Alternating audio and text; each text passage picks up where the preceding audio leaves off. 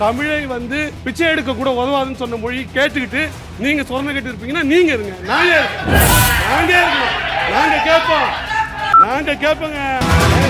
ஓப்பா தம்பி.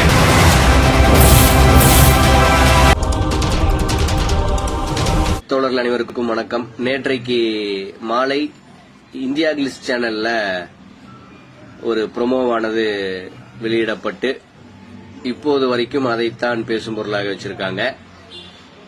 ஆக அதில் நேரடி சம்பந்தப்பட்ட நாமே அதற்கான விளக்கத்தை கொடுத்துருவோம் அப்படிங்கறதுக்காகத்தான் இந்த வீடியோ. ஆக இப்படி ஒரு நிகழ்ச்சி நடக்குது, அந்த நிகழ்ச்சியில நாம் தமிழர் தரப்பு வருது, நாம் தமிழர் தரப்புல ஸ்ரீதர்ங்கிறவர் வராரு. ஆக நாம் எதிர்ப்பை பதிவு பண்ணுவதற்காகவே அந்த நிகழ்ச்சிக்கு போவோம் அப்படின்னு ஒரு துளிவோட எந்த திட்டமிடலோ எந்த உள்நோக்கமோ இல்லாம தான் அந்த நிகழ்ச்சிக்கு நம்ம போறோம். நிகழ்ச்சியில வன்னியரசனை வராரு, செந்தில்வேலனை வராரு, நம்ம சந்திச்சு பேசலாம் இருந்தோம். நிகழ்ச்சி முடிச்சிட்டு லஞ்சுக்கு போறப்ப பார்த்து பேசிக்கலாம் அப்படிங்கிற அடிப்படையில் சரி முன்னாடி இதை அட்டன் பண்ணிட்டு அப்புறம் கிளம்புவோம் அப்படிங்கிற அடிப்படையில் தான் அந்த அரங்குக்குள் நாம் போக வேண்டியதாயிற்று. மற்றபடி இதுவரைக்கும் நம்ம இது போன்ற எந்த நிகழ்ச்சியிலும் நாம் பங்கேற்றது கிடையாது. உட்கார்ந்து நம்ம கை தட்டிட்டு விசில் அடிச்சுட்டு இது போன்ற எந்த வேலைகளிலும் நாம் ஈடுபட்டதும் கிடையாது. நேற்று அந்த ப்ரோமோ நடந்தது 2 நாளைக்கு முன்னாடி நிகழ்ச்சி நடந்தது. ஆக அந்த நிகழ்வை தாண்டி இதுவரைக்கும் இது போன்ற எந்த நிகழ்விலும் நாம் பங்கேற்றது கிடையாது அப்படிங்கறதுதான் உண்மை. அதிலும் நீங்க நிகழ்ச்சியெல்லாம் துவங்கிய பின்னர் கூட அந்த பேனல்ல நாம் தமிழர் தரப்பு ஒருத்தர் உட்கார்ந்து இருக்காரு. அவரு பெரியார பத்தி பேசுவாரு, பேசுனா எதிர்ப்பு பதிவு பண்றதுக்கு நம்ம தயாரா இருப்போம் அப்படிங்கிற எந்த திட்டமிடலும் இல்ல அப்படிங்கறதுதான் உண்மை. ஏன்னா அந்த நிகழ்ச்சியில் பங்கேற்ற ஸ்ரீதர்ங்கிறவரு இதுவரைக்கும் பெருசாக நீங்க அந்த எச்ச மாமா பையன், இந்த கரிக்கஞ்சி, இவனுங்க மூத்த தலைவனான எச்ச சீமான், இவனுங்களை மாதிரி தரம் தாழ்ந்தோ 4ஆம் தரமாகவோ கூடுதலாக வன்மத்தை கேட்கக்கூடிய வார்த்தைகளை பேசியோ நாம் பார்த்தது கிடையாது. அதன் காரணமாக அவர் மீது நமக்கு எந்த நெகட்டிவ் பாயிண்டும் மைண்ட்ல இல்ல. ஏதோ நிகழ்ச்சி நடக்குதுப்பா, 4 முனை போட்டியில் முந்தப்போவது யாருன்னு ஏதோ தலைப்பு, இவங்க திமுகவை திட்ட போறாங்க, இவங்க விஜய் திட்டுவாங்க, இவங்க பாஜகவை திட்டுவாங்க அப்படிங்கிற இந்த மணலில் தான் நாம் இருந்துமே ஒழிய கண்டிப்பாக நாம் தமிழர் தரப்பு பெரியார பத்தி பேசும். அப்ப ரெடியா இருக்கணும் தம்பி, முதல் நீ ஆரம்பி அப்புறம் நான் வர்றேன் அப்படிங்கிற இது போன்ற எந்த திட்டமிடலும் இல்லை அப்படிங்கறதுதான் 100% உண்மை. ஆக அப்படியான சூழல்ல நாஞ்சில் சம்பத் அவர்கள் தன்னுடைய சுற்று வரும்போது நாம் தமிழர் பெரியாருக்கு எதிராக இப்படி தொடர்ச்சியாக பேசுறாங்க அப்படிங்கிற ஒரு வாதத்தை முன்வைத்தார்.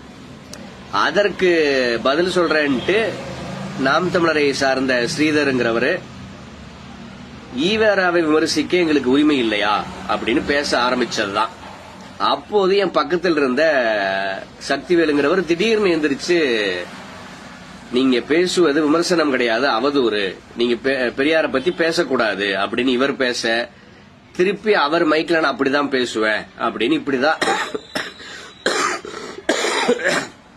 இந்த வாக்குவாதமானது துவங்குது. நீங்க இந்த வாக்குவாதங்கள் நடந்த போது பிரேம்ல பாத்தீங்கன்னா நான் கையை கட்டிட்டு லைட்டா சிரிச்சுட்டு கூட இருப்பேன். தம்பி விடுங்க, அவர் பேசிட்டு விடுங்க, என்னதான் பேசுறாருன்னு பாப்போம் அப்படின்னு அவரை உட்கார சொல்லிட்டு தான் நான் இருப்பேன். ஆனா அது எப்படி பிரச்சனைக்கான புள்ளியாக நகர்த்தப்படுதுன்னா, ஸ்ரீதர் திடீர்னு என்ன பேசுறாருன்னா, ஈவேரா தமிழ் மொழி படிச்சா பிச்சை கூட கிடைக்காதுன்னு சொன்னவரு, ரோசம் இருக்கக்கூடிய தமிழ அவரை எதிர்ப்பான் அப்படிங்கிற மாதிரி ஏதோ ஒன்று சொல்றாரு.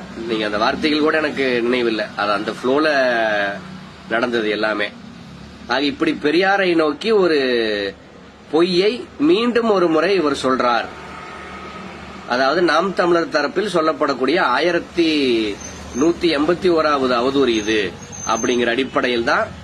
எப்ப போன வாரம் தான் நிர்மலா சீதாராமனுக்கும் கமலஹாசனுக்கும் ஒரு விவாதம் நடந்து அதுல நிர்மலா சீதாராமன் இதே வார்த்தைகளை சொல்லி அதற்கு கமலஹாசன் மறுப்பு தெரிவிக்க, எதிர்ப்பு தெரிவிக்க, அடுத்த ரவுண்ட்ல நிர்மலா சீதாராமன் இது பெரியார் சொன்னது, நான் சொல்லல அப்படின்னு ஒரு பொய்யை சொல்ல, அதன் தொடர்ச்சியாக 17ஆம் நூற்றாண்டில் வாழ்ந்த ஒரு தமிழ் புலவரனுடைய வரிகள் இது அப்படின்னு போன வாரமே இதற்கான முற்றுப்புள்ளியானது வைக்கப்பட்டுருச்சு. ஆனா மீண்டும் ஒரு முறை இந்த அவதூறும் பெரியார் தலையில எழுதப்படுது அப்படிங்கிற அந்த உணர்ச்சி வேகத்துல தான் நான் இப்ப சீட்ல இருந்தே எந்திரிச்சிருப்பேன். நீங்க அந்த வீடியோ பாத்தீங்கன்னா தெரியும். நீங்க பெரிய திட்டமிடல், பெரிய சதி அப்படின்னா அது வரைக்கும் நான் பொறுமை காக்க வேண்டிய அவசியம் கிடையாது. இந்த வார்த்தைகளை சொன்ன பிறகுதான் நான் சேர்ல இருந்தே எந்திரிப்பேன் வேகமா. நான் எந்திரிக்கிறத பார்த்துட்டு குமரன் என்ன லாக் பண்றார். ஏன்னா அவருக்கு தெரியும் நம்ம ஒரு பைத்தியம் அப்படின்ட்டு. முன்னாடி 2013 இருந்து 17 வரைக்கும் சென்னையில் அவர் கூட தான் இருக்கிற காரணத்தால் நம்ம என்ன பண்ணுவோங்கிறது அவருக்கு தெரியும். உடனே அவர் அவசர கதியில என்ன லாக் பண்றார். ஆக இப்படி தொடர்ச்சியா பெரியாருக்கு எதிரான பொய்களானது பரப்பப்பட்டுட்டே இருக்கே அப்படிங்கிற கோபத்தில் தான் நானும் உணர்ச்சி வேகத்தில் கட்டுப்பாட்டை மீறி எந்திரிக்கிறேன். என்ன லாக் பண்ண பிறகு எதிர்ப்பை பதிவு செய்ய வேற வழி இல்ல அப்படிங்கிற அடிப்படையில் எதிர்ப்பை பதிவு செய்ய செருப்பானது வீசப்படுது. அது மைக்ல பட்டு பக்கத்தில் இருந்த நாஞ்சில் சம்பத் அவர்கள் மீது தவறுதலாக விழுகுது. இது நடக்குது. இதெல்லாம் நடந்து முடிஞ்சு இதன் பிறகும் அடுத்த ரவுண்ட் நடக்குது. அடுத்த ரவுண்ட் நடக்கிற வரைக்கும் நம்ம அப்படியே அமைதியா உட்கார்ந்துட்டோம். 10 நிமிஷம் தான் அதிகபட்சம் நடந்தது. 7-8 நிமிஷம் தான். இதன் பிறகும் அடுத்த ரவுண்ட் ஒரு 3/4 மணி நேரம் நடக்குது. அப்போதும் நம்ம அமைதியாக அந்த நிகழ்வில் இருக்கோம். அதன் பிறகு நிகழ்ச்சியெல்லாம் முடியுது. நாம் தமிழர் தரப்பில் பெரிதாக அவருக்கு ஆதரவா யாரும் அங்க வரல அப்படிங்கறத நம்மால் உணர முடிஞ்சது. இந்த பக்கம் நம்ம ஸ்ட்ரென்த்தா இருக்கோம். கூடுதலாக நம்மோடு சேர்ந்து விசிகா தோழர்களும் ஒரு 70-80 பேர் இருக்காங்க கூட. ஆக இது அவருக்கு ஒரு பாதுகாப்பின்மைய உணர்வை கொடுக்கும் அப்படின்னு நானா புரிஞ்சுக்கிட்டு நானா மேடைக்கு போய் அவரை ஆசுவாசப்படுத்துறேன். ஏன்னா அவங்க என்ன நினைப்பாங்க, அவ்வளவு ஆக்ரோஷமா உட்காந்து இருந்தானுங்க கீழே, நிகழ்ச்சி வேற முடிஞ்சிருச்சு, நம்ம எப்படா கீழே வருவோம், நம்மள ஏதாவது பண்ணலாமான்னு காத்துட்டு இருக்கானுங்களோ அப்படின்னு அவங்க நினைச்சிடக்கூடாதுங்கறக்காக நானா மேடை ஏறி உங்க மேல தனிப்பட்ட எந்த பகையும் எங்களுக்கு கிடையாது, உங்கள் தரப்பு தொடர்ச்சியாக இப்படி பெரியாருக்கு எதிராக அவதூறுகளை வன்மங்களை பரப்பிட்டே இருக்கிறனால நாங்க ரியாக்ட் பண்ண வேண்டிய நிர்பந்தம் இன்னைக்கு ஏற்பட்டுருச்சு. இது ஒரு ஆக்சிடென்ட் தான், இது திட்டமிட்டு நடைபெறல அப்படின்னு அவரிடம் நாம வருத்தம் தெரிவித்து மன்னிப்பு கூட தெரிவித்து அவரும் சரிங்க இதுல என்ன இருக்கு மனோஜ், அரசியல்லாம் இதெல்லாம் இருக்கத்தான் செய்யும், நான் ஒன்னும் பர்சனலா எடுத்துக்கல அப்படின்ட்டு அவரும் கலையறார். இதுதான் நடந்தது. சரி, இப்போ இந்த விவகாரத்தை ஒட்டி 4 பேர் 4 விதமா பேசுறாங்க அப்படிம்பாங்க பாத்தீங்களா, அந்த மாதிரி இந்த ப்ரோமோவை வைத்து நூற்றுக்கணக்கான பேர் நூற்றுக்கணக்கான விதத்தில் பேசிட்டு இருக்காங்க. நீங்க முதல்ல இந்த நாம் தமிழர் தரப்பு இது ஒரு பெரிய திட்டமிட்ட தாக்குதல், நம்முடைய கருத்து சுதந்திரத்தை பறிக்கும் வேலை, இது திட்டமிட்ட வன்முறை அப்படின்லாம் முக்கிட்டு இருக்கானுங்க. அதற்கு விளக்கத்தை முன்கூட்டியே கொடுத்துட்டோம். இது திட்டமிட்டெல்லாம் நடைபெறல, எதர்ச்சியாக ஆக்சிடென்டாக நடைபெற்றது. கூடுதலாக பெரியாரை பத்தி நீங்க பேசவே கூடாது அப்படிங்கிற அடிப்படையில் இந்த எதிர்ப்பானது பதிவு செய்யப்படல. பெரியார் மீது பொய்யாவது ஒரு பரப்பாதீங்கிறதா நம்முடைய எதிர்ப்புக்கான காரணமா இருந்துச்சு. அதைத்தான் சக்திவேல் அவர்கள் செய்தார். ஆனா ஸ்ரீதர் அவர்களும் அதை மெய்ப்பிக்கும் விதமாக தமிழ் படிச்சா பிச்சை கூட கிடைக்காதுன்னு பெரியார் சொன்னார்னு ஒரு பொய்ய சொல்லியிருக்கார். அது 100% அவதூறு தான். இல்லைன்னா அதற்கான ஆதாரத்தை காட்ட முடியாது யாருனாலையோ. ஏன்னா போன வாரம் தான் அதற்கு முற்றுப்புள்ளி வைத்து 17ஆம் நூற்றாண்டில் வாழ்ந்த ஒரு தமிழ் புலவர் தான் அதை பாடியிருக்கார் அப்படிங்கறதானது உறுதி செய்யப்பட்டிருக்கு. அப்படின்னா இது கருத்து சுதந்திரத்துக்கு எதிரானது, எங்களுடைய கருத்தை சொல்லக்கூட இந்த ஈவேராவின் பேரன்கள் விடமாட்டேங்கிறாங்க அப்படிங்கறதெல்லாம் ஒரு பொய். அங்கே சொல்லப்பட்டது ஒரு பொய்யான தகவல் அப்படிங்கறது தான் உண்மை. இல்லைன்னா அவர் சொன்னதற்கான ஆதாரத்தை இந்நேரம் இவனுக்கு வெளியிட்டு இருக்கணும். ஏண்டா இதுதான் ஆதாரம், என்னமோ எங்க ஸ்ரீதர் மேல கோவப்பட்டீங்க, இப்ப இதுக்கு என்னடா பதில் சொல்றீங்கன்னு இந்த நொடி வரைக்கும் நாம் தமிழர் தரப்புல யாருமே சொல்ல. கூடுதலாக இது பெரிய வன்முறை திட்டம்னா அவங்க இவர் ஸ்ரீதரோட வந்தவங்க ஒரு 3-4 பேர் 5 பேர் இருந்திருக்கலாம், எவ்வளவுன்னு தெரியல. நாங்க தான் நாம் தமிழர்னு யாருமே தங்களை அடையாளப்படுத்திக்கல முன்னாடி இருந்தவங்க. இதுதான் நோக்கம்னா ஸ்ட்ரென்த்ல நம்ம வலிமையா இருந்தோம். விடுங்கப்பா, அவர் பேசிட்டு கீழே தானே வரணும், அவர் அப்போ நம்ம பிரச்சனை பண்ணுவோம் அப்படிங்கிற புள்ளியில் நாம் அணுகி இருந்தா இது பெரிய வன்முறை சதி திட்டம்னு சொல்லலாம். ஆனா இவ்வளவு எண்ணிக்கை பலத்தோடு இருந்த போதும் நானா வழிய போய் அவரை ஆசுவாசப்படுத்தி அவரை அமைதிப்படுத்தி ஒரு சமநிலைக்கு அவரை வர வைக்கணும்னு நானா ஒரு முயற்சி எடுத்து அதை செஞ்சேன். நோக்கம் வன்முறை தானா, இந்த அணுகுமுறையை நிகழ்ச்சி முடிந்த பிறகு நாம கையாண்டிருக்க போவது கிடையாது. இது ஒரு புறம். கூடுதலாக நான் போன பதிவுலயே பதிவு பண்ணியிருந்தேன், நேற்றைக்கு முன்தினமா கூட போட்டிருந்தேன், நேற்றைக்கு நினைக்கிறேன். இந்த ஸ்ரீதர் இதை எதிர்கொண்டிருக்க வேண்டிய டிசர்விங் பர்சன் கிடையாது அப்படிங்கறதுதான் உண்மை. நான் முன்கூட்டியே சொன்னது மாதிரி பெரியார இந்த சங்கி சீமான் இழிவுபடுத்தி இருக்கான், இந்த மாமா பையன் இழிவுபடுத்தி பல முறை பேசியிருக்கான். ஆக அவனுக்கு மேல ஒரு பர்சனல் வெஞ்சன்ஸ் ஆனது நமக்கு இருக்குமானா 100% இருக்கும். ஆனா இந்த நபர் மீது அப்படியான எந்த பார்வையும் நமக்கு கிடையாது அப்படிங்கறதுதான் உண்மை. ஆக நாம வருத்தம் தெரிவித்ததின் நோக்கமே கூட இவர் டிசர்விங் பர்சன் கிடையாது. ஒரு ஆக்சிடென்டா நம்ம கோவத்தை காட்டிட்டோம், ஆனா நம்ம கோவத்தை எதிர்கொண்டிருக்க வேண்டிய நபர் இவர் கிடையாது அப்படிங்கிற அறத்தோடு நேர்மையோடு அவரை நாம அணுகணும் அப்படிங்கறது தான் உண்மை. இருந்த போதும் இப்படி ஒரு வீடியோ வந்துருச்சு, நீங்க செருப்பு அவரை நோக்கி வீசப்பட்டு அதை நாஞ்சில் சம்பத்து மேல விழுகுது, இதெல்லாம் அவனுக்கு வீடியோல பார்த்த பிறகு அவங்க சைடு கௌரவத்தை காப்பாற்றிக் கொள்ள நமக்கு எதிராக பேசத்தான் செய்வாங்க. அதில் நமக்கு எந்த சிக்கலும் கிடையாது. கூடுதலாக நான் முன்கூட்டியே சொன்னது மாதிரி திட்டமிட்டதும் கிடையாது. ஏன்னா அப்படி திட்டமிட்டு அவன் என்ன பேசுறான்னு கேட்டு அங்க போய் நம்ம பிரச்சனை பண்ணுவோம்ப்பா அப்படிங்கிற அளவுக்கு நான் பொறுமைசாலி கிடையாது. நான் பல முறை சொல்லியிருக்கேன், பெரியாரை பற்றியோ நமக்கு எதிராகவோ எவனாச்சும் வீடியோ போட்டா அதை நான் பார்க்க மாட்டேன். ஏன்னா என்னுடைய பிரஷர்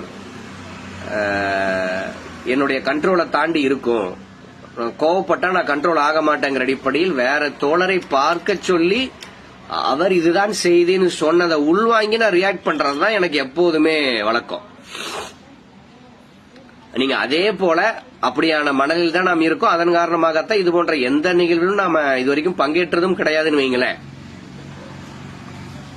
நேற்று எதர்ச்சியாக அந்த அரங்குக்குள்ள போனதே ஒரு ஆக்சிடென்ட் தான். அதெல்லாம் ஒரு பக்கம் இருக்கட்டும். இன்னொரு பக்கம் சில மண்டை வீங்கிகள் முற்போக்காளர்னு உட்கார்ந்துகிட்டு இதுதான் உங்க பெரியார் சொல்லி கொடுத்ததா, இதுதான் உங்களுடைய நாகரீகமா அப்படின்னு நமக்கு பாடம் எடுக்க சிலர் வந்துட்டாங்க. நம்ம ரொம்ப விளக்கெல்லாம் கொடுக்க வேண்டாம். பெரியார பத்தி இந்த சீமான் பையனும் மாமா பசங்களும் பேசும்போது நீங்கெல்லாம் எங்க புடுங்க போனீங்க அப்படிங்கறதா நம்முடைய ஒற்றை கேள்வி. இன்னைக்கு நமக்கு பாடம் எடுக்கக்கூடியவங்க பெரியாரை பற்றி இவனுங்க அசிங்கப்படுத்திய போது எங்க போனானுங்க அப்படிங்கறதா நம்முடைய ஒற்றை கேள்வி. எங்களுக்கு தானே துடிச்சுது. நாங்க தான் இந்த 2 மாதத்தில் 6 கருத்தரங்கு, 1 மாநாடு நடத்தி பெரியாரை பற்றி கிட்டத்தட்ட 60-70 ஆளுமைகளை வர வச்சு நம்ம இதுவரைக்கும் பேச வச்சிருக்கோம். இன்னைக்கு நமக்கு அட்வைஸ் பண்ணக்கூடியவனுங்க, நாகரிக வகுப்பு எடுக்கக்கூடியவனுங்க பெரியாரை இழிவுபடுத்திய போது எங்க புடுங்க போனானுங்க அப்படிங்கறதுதான் நம்முடைய ஒற்றை கேள்வி. இதுல என்னன்னா, இப்ப நம்ம எதிர்ப்பு தெரிவிச்சதன் நோக்கமேங்க ஸ்ரீதர் அந்த கருத்தை பதிவு செஞ்சதுக்கு நம்ம எதிர்ப்பே தெரிவிக்காம மிச்சர் சாப்பிட்டு கீழே உட்கார்ந்து இருந்தா அதுக்கு மறுப்பு தெரிவிக்கிறதுக்கு ஒரு கூட்டம் போடணும், அதுக்கு ஒரு 30-40,000 நாங்க செலவு பண்ணணும். இன்னைக்கு நம்மள விமர்சிக்கக்கூடிய இவனுங்களா வந்து நம்ம காசு தர்றானுங்க. இந்த 2 மாதத்தில் கிட்டத்தட்ட 3-3.5 லட்சம் நம்ம இந்த பிரச்சாரத்துக்குனே செலவு பண்ணியிருக்கோம். இன்னைக்கு விமர்சிக்கக்கூடிய எவனாச்சும் ஒத்த ரூபா தந்திருப்பானா? ஆக இவனுக்கு நம்மை நோக்கி கேள்வி கேட்பதற்கு என்ன தார்மீக உரிமை இருக்கு அப்படிங்கறத நம்ம வெளிப்படையாகவே கேட்கலாம். அதே போல நம் மீது அக்கறை கொண்ட பல தோழர்கள் இது போன்ற சம்பவங்கள்ல நீங்க ஈடுபட்டிருக்க கூடாது, நீங்களா நேரடியா செஞ்சது தவறு அப்படின்னு நம் மீது அக்கறை கொண்டு உரிமையோடு பல தோழர்கள் பதிவு செஞ்சாங்க. அவர்கள் சொல்வதில் 100% நியாயம் இருக்கு. ஆனா என்னன்னா, நம்ம திட்டமிட்டு இதை பண்ணலையே. திட்டமிட்டு ஒண்ணு பண்ணியிருந்தா நான் சீன்ல வரலப்பா, நீங்க பண்ணுங்க, நான் வெளியில கார்ல வெயிட் பண்றேன் அப்படின்னு நம்ம இப்படி இருக்கலாம். ஆனா இது நடந்தது விபத்து அப்படிங்கறதுதான் உண்மை. நீங்க இதே ஸ்ரீதர் பெரியாரை பற்றி இப்படியான அவதூறு வார்த்தைகளை பேசாம இருந்திருந்தா நாங்களே கோவப்பட்ட அந்த சக்திவேல் தோழர் அமர வச்சு நாங்களே நிகழ்ச்சி நடத்த சூழலை உருவாக்கி கொடுத்திருப்போம். இது ஆக்சிடென்டா நடக்குது. இப்ப நீங்க நான் ஒரு இடத்துல இருக்கேன், ஒருத்தங்க குடும்பத்தில் இருக்கிற ஒருத்தரை திட்டிடுறானுங்க. அப்ப நான் ரியாக்ட் பண்ணுவேனா, நான் புறச்சூழலை எல்லாம் கணக்கு போட்டுட்டு நம்ம ஒரு ஸ்டாண்டர்ட்ல இருக்கோம், நம்ம இதை செய்யக்கூடாது, நம்ம போய் லோக்கல் கையை கூட்டிட்டு வருவோன்னு நான் வீட்டுக்கு போவேனா? ஆக அதே மாதிரி பெரியாரை நோக்கி ஒரு அவதூறு வீசப்படும் போது ஒரு பெரியாரிஸ்டாக கோபம் கூடுதலாக கூட எங்களுக்கு வரலாம்.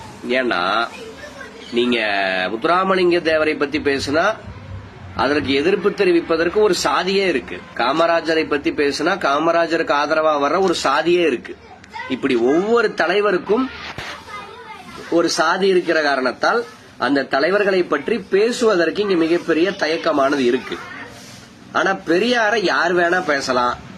பெரியாருக்காக பெரியார் சாதிக்காரனும் வரமாட்டான், வேற எந்த சாதி சங்கமும் வராதுங்கிறக்காக வரவும் போறவெல்லாம் பெரியாரை என்ன வேணா பேசலாம் அப்படிங்கிற ஒரு சூழல் இங்கே இந்த கும்பலால் உண்டாக்கப்பட்டிருக்கும் போது மற்ற எல்லோரையும் விட பெரியாருக்காக எங்களுக்கு 1000 மடங்கு கூடுதலாகத்தான் துடிக்கும் அப்படிங்கறதுதான் உண்மை. அப்படி துடிக்கிறனாலதான் இப்படி பெரியாருக்கு ஆதரவாக தொடர்ச்சியாக நீங்க இன்டெலெக்சுவல் ஸ்பேஸ்லயும் இத்தனை நிகழ்ச்சிகள் நடத்துறோம். இது போன்ற சம்பவங்கள்லயும் நம்ம தவிர்க்க முடியாத காரணத்தால் ஈடுபட வேண்டிய சூழலும் தள்ளப்படுறோம். ஆக பெரியாருக்காக பெரியார் தொண்டர்களாக நாங்க தான் இருக்கோம். ஆக நாங்க தான் அதை எதிர்கொள்ளணுங்கிறது தான் தவிர்க்க முடியாத உண்மை. விஷயத்துக்கு வந்தாரன். ஆக இப்படி சம்பவம் நடந்தது ஒரு ஆக்சிடென்ட் தான். ஆக நம்ம திட்டமிட்டு இதை ஒரு தயாரிப்போடு இருந்திருந்தா கூட மனோஜ் இதை செஞ்சிருக்க கூடாதுங்க, அவர் ஒதுங்கிட்டு மத்தவங்களை செய்ய விட்டுருக்கணும் அப்படின்னு நினைக்கலாம். ஆனா இது விபத்தாக நடந்த காரணத்தால் நீங்க உணர்ச்சி வேகத்தில் நடக்கக்கூடியதை தவிர்க்க முடியாது. உணர்ச்சியே இல்லாம ஒரு பெரிய கால்குலேஷனோடு மைண்ட் செட் பண்ணவங்க எல்லாத்தையும் பொறுத்துக்கிட்டு அமைதி காப்பாங்க. நம்மால அப்படி இருக்க முடியாது.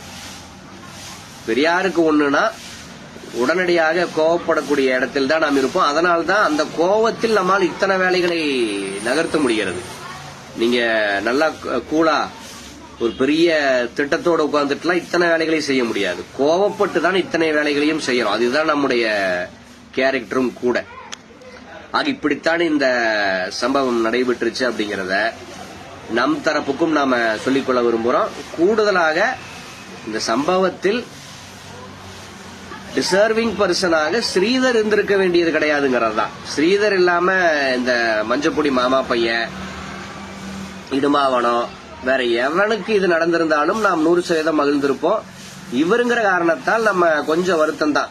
இவருக்கு இது நடந்திருக்க வேண்டியது இல்லை அப்படிங்கறது தான் நம்முடைய மனநிலையும் கூட. கூடுதலாக இது திட்டமிட்டு நடைபெறவில்லை அப்படிங்கறது நம்ம சொல்லிக்கிறோம்.